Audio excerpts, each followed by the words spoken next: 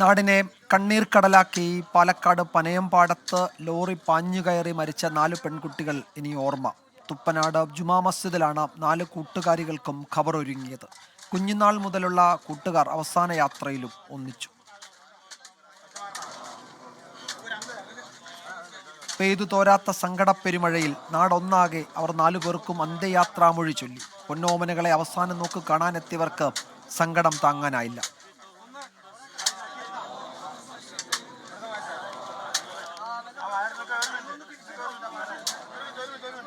സൂരജ് സജി വിവരങ്ങൾ നൽകും. സൂരജ്, ആ ചടങ്ങുകളൊക്കെ പൂർത്തിയായി. അപ്പോൾ ഇനിയും അവശേഷിക്കുന്നത് ഈ അപകടത്തിനിടയായ സാഹചര്യങ്ങൾ ശാശ്വതമായി പരിഹരിക്കപ്പെടുക എന്നുള്ളതാണ്. അപ്പോൾ ഇനിയും ഇത്തരത്തിലുള്ള ദുരന്തത്തിലൂടെ ആ നാട് എന്നല്ല ഒരു നാടും പോവാതിരിക്കണം. അപ്പോൾ അതിന് ഉതകുന്ന തരത്തിലുള്ള നടപടികൾ ഉണ്ടാകണം. നമ്മൾ കഴിഞ്ഞ ആഴ്ചയാണ് 5 മെഡിക്കൽ വിദ്യാർത്ഥികളുടെ അകാലത്തിലുള്ള വേർപാടിനെ പറ്റി ചർച്ച ചെയ്ത് അതിന് പല കാരണങ്ങളെന്ന് സൂചിപ്പിച്ചിരുന്നു. റോഡിലെ പ്രശ്നങ്ങൾ, വാഹനത്തിൻ്റെ വേഗം, കാലപ്പഴക്കം, അങ്ങനെ നിരവധി പ്രശ്നങ്ങൾ പറഞ്ഞിരുന്നു. പക്ഷേ അത് ആ ഘട്ടത്തിൽ ചർച്ചയായി. പിന്നീട് അതിനെന്തെങ്കിലും പരിഹാരമാകുമോ എന്ന് നമുക്കറിയില്ല. ഇതിപ്പോൾ പല പ്രേക്ഷകരും നമ്മളുടെ കമൻറ്റ് ബോക്സിൽ പറയുകയായിരുന്നു, ഈ സ്കൂൾ ടൈമിൽ എന്ന് വെച്ചാൽ രാവിലെ 10 മണി വരെയും വൈകിട്ട് 3 മണി മുതൽ അങ്ങോട്ട് ഏതാണ്ട് ഒരു 5 മണി വരെയും ഈ ഹെവി വെഹിക്കിൾ അത്തരം വലിയ വാഹനങ്ങൾ ഈ സ്കൂളുകളുള്ള റോഡുകളിലൂടെ സ്കൂൾ പരിസരത്തുകൂടി വരാതിരിക്കാൻ എന്തെങ്കിലും ചെയ്യാൻ കഴിയുമോ എന്ന് നമ്മളോട് ചോദിക്കുകയാണ്. അപ്പോൾ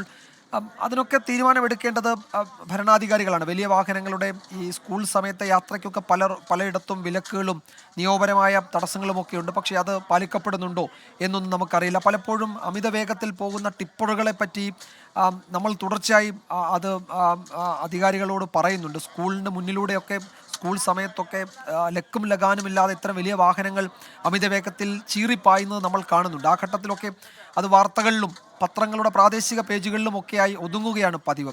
അപ്പോഴിവിടെ ഒരു പ്രശ്നം കൂടിയുള്ളത് റോഡ് നിർമ്മാണം അശാസ്ത്രീയമാണ് എന്ന് നാട്ടുകാർ ചൂണ്ടിക്കാട്ടുകയാണ്. അപ്പോൾ ഒരു യോഗം ഇന്ന് കളക്ടറേറ്റിൽ ചേരുന്നുണ്ടായിരുന്നു. നാട്ടുകാർ ഉന്നയിച്ച ഗൗരവമുള്ള പ്രശ്നങ്ങൾ ചർച്ച ചെയ്യാൻ. അല്പസമയം മുമ്പ് കണ്ടു ആ യോഗം ഉച്ചയ്ക്ക് ശേഷം മാറ്റിയെന്ന്. ഗതാഗത മന്ത്രി ഒക്കെ അവിടേക്ക് നാളെ മറ്റോ എത്തുന്നു എന്ന റിപ്പോർട്ടുകളൊക്കെ കണ്ടു. ഇപ്പോൾ ഈ സംസ്കാര ചടങ്ങുകൾ പൂർത്തിയായി. ഇനിയിപ്പോൾ അവരുടെ ഓർമ്മകളുമായി നിറഞ്ഞ മിഴികളോടെ ദുഃഖഭാരത്തോടെ ആ നാട്ടുകാർ അവരുടെ വീടുകളിലേക്ക് പോവുകയാണ്. ആ കുടുംബങ്ങൾക്ക് ആഘാതത്തിൽ നിന്ന് എപ്പോൾ മുക്തരാകാൻ കഴിയുമെന്നറിയില്ല. നാട്ടുകാർക്ക് പരസ്പരം ആശ്വസിപ്പിക്കാനേ കഴിയൂ. ആ സ്കൂളിൻ്റെ അവസ്ഥയെപ്പറ്റി നമുക്ക് സങ്കല്പിക്കാൻ പോലും കഴിയില്ല. നമ്മൾ ഈ വയനാട് ദുരന്ത സമയത്ത് വെള്ളാർമലയിൽ സ്കൂളിന് മുന്നിൽ നിന്ന പോലെയാണ് യഥാർത്ഥത്തിൽ ഇപ്പോൾ ഈ ചടങ്ങുകൾ കാണുമ്പോൾ ആ സ്കൂളിനെ പറ്റി ഓർക്കുന്നത് അങ്ങനെയാണ്. അപ്പോൾ അത്തരം സങ്കടം നമുക്ക് ഇത് റിപ്പോർട്ട് ചെയ്യുമ്പോഴും ഇത് കാണുമ്പോഴും ഉണ്ട്. അപ്പോൾ ആ നാട്ടുകാരുടെ അവസ്ഥയെപ്പറ്റി പറയേണ്ടതില്ലല്ലോ. അപ്പോൾ ഇനി എന്നതിന് എന്താണ് ഉത്തരം? ആ റോഡിൻ്റെ പരാതി, ആ റോഡ് നിർമ്മാണത്തിലെ അശാസ്ത്രീയ കാര്യങ്ങളെപ്പറ്റി നാട്ടുകാർ ഉന്നയിക്കുന്ന പ്രശ്നങ്ങൾ, അതിനൊരു പരിഹാരമുണ്ടാക്കാൻ എപ്പോഴായിരിക്കും ഇടപെടൽ നടക്കുക? ഇനി അതാണല്ലോ നമുക്ക് ആലോചിക്കാൻ കഴിയുക, നമുക്ക് പറയാൻ കഴിയുക, അതിനെപ്പറ്റി ആയിരിക്കുമല്ലോ.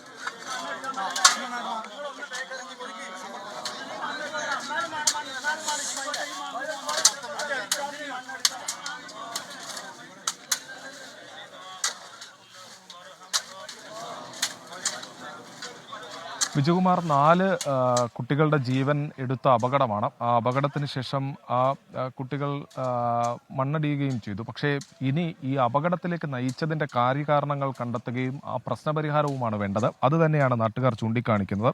ഇതിൽ പ്രധാനമായും നമ്മളെല്ലാവരും ചിന്തിക്കും, ഇത് നടന്നത് പാലക്കാട് കരിമ്പയിലല്ലേ എന്ന് ചിന്തിക്കുന്ന ആളുകൾ ചിലപ്പോൾ ഉണ്ടാകാം. പക്ഷേ ഈ കരിമ്പ മാത്രമല്ല, കരിമ്പ പോലെ അപകടക്കെണിയുള്ള റോഡുകൾ സംസ്ഥാനത്തിൻ്റെ വിവിധ ഭാഗങ്ങളിലുണ്ട് എന്നുള്ളതാണ് യാഥാർത്ഥ്യം.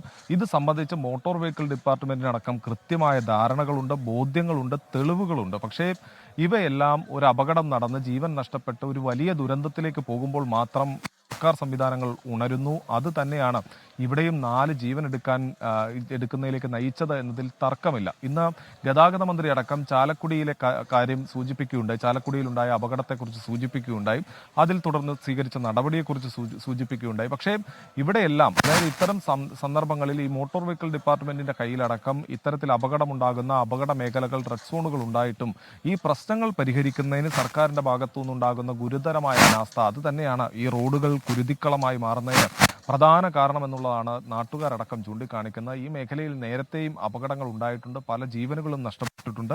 ആ സമയത്തടക്കം ഈ അധികൃതരുടെ ശ്രദ്ധയിൽ ഈ കാര്യങ്ങളെല്ലാം പെടുത്തിയതാണ്. പക്ഷേ ഇതിനൊരു ശാശ്വത പരിഹാരം കാണുന്നതിന് അന്നൊന്നും കഴിഞ്ഞിരുന്നില്ല. ഈ റോഡിലെ ടാറിന് ഗ്രിപ്പ് കൂട്ടുന്നതിന് വേണ്ടിയുള്ള നടപടികളെല്ലാം സ്വീകരിച്ചിരുന്നു. പക്ഷേ അത് കാലക്രമേണ വീണ്ടും ആ ഗ്രിപ്പ് കുറയുക. ഇന്നൊക്കെ നമ്മൾ രാവിലെ വരുന്ന സമയത്ത് നല്ല മഴയായിരുന്നു റോഡിൽ. ആ സമയത്ത് നമുക്ക് സൂരജ്, അതാണ് ഇതിപ്പോൾ പല പ്രേക്ഷകരും ഈ നാട്ടിലെ ഈ ഇത്തരം പ്രശ്നങ്ങൾ പറയുന്നുണ്ട്. ഇപ്പോഴും ഒരാൾ കമന്റ് ബോക്സിൽ പറയുമായിരുന്നു, വളപട്ടണം പാലം മുതൽ കീച്ചേരി വരെയുള്ള പ്രദേശത്ത് വാഹനം ഓടിക്കുന്നത് ജീവൻ പണയം വെച്ചാണ്, ജീവൻ കയ്യിലെടുത്താണ് എന്ന് പറയുന്നത്. എറണാകുളം ജില്ലയിൽ പലയിടത്തും ഉള്ള ഗുരുതരമായ ഇത്തരം പ്രശ്നങ്ങളെപ്പറ്റി ഈ അപകടം നടന്നതിൻ്റെ ഈ വാർത്തയ്ക്കൊപ്പം പറയണം എന്ന് ആളുകൾ പറയുന്നുണ്ട്. അപ്പോൾ കേരളത്തിൻ്റെ വിവിധ ഭാഗങ്ങളിലെ ഈ റോഡ് ഗതാഗത പ്രശ്നങ്ങൾ ഈ അപകട വാർത്തയ്ക്കൊപ്പം പറയുക എന്ന് പ്രേക്ഷകർ നമ്മളോട് നിർദ്ദേശിക്കുന്നുണ്ട്. പരിഹാരം കാണുന്നെങ്കിൽ ഉണ്ടാവട്ടെ എന്നത്. അപ്പോൾ ഈ അപകടത്തിന് ശേഷം അത്തരം പ്രശ്നങ്ങൾ, ഇനിയും ഇത്തരം അപകടങ്ങൾ ആവർത്തിക്കാതിരിക്കാനും ഇത്തരം കണ്ണീരിനി വീഴാതിരിക്കാനും ഈ കുടുംബങ്ങൾ അവരുടെ പ്രിയപ്പെട്ടവരെ നഷ്ടപ്പെട്ട വേദനയോടെ ജീവിക്കാനുള്ള, അങ്ങനെ ജീവിക്കേണ്ട അവസ്ഥയിലേക്ക് അവരെ തള്ളിവിടാതിരിക്കാനും, സഹപാഠികൾക്ക് അവരുടെ ബാല്യകാലം തൊട്ടുള്ള കൂട്ടുകാരെ നഷ്ടപ്പെട്ടു എന്ന സങ്കടത്തോടെ ഒക്കെ ഇനിയും എത്ര കാലം ജീവിക്കണം. അപ്പോൾ അത്തരം അവസ്ഥകൾ ഉണ്ടാവാതിരിക്കാൻ വേണ്ടി കൂടി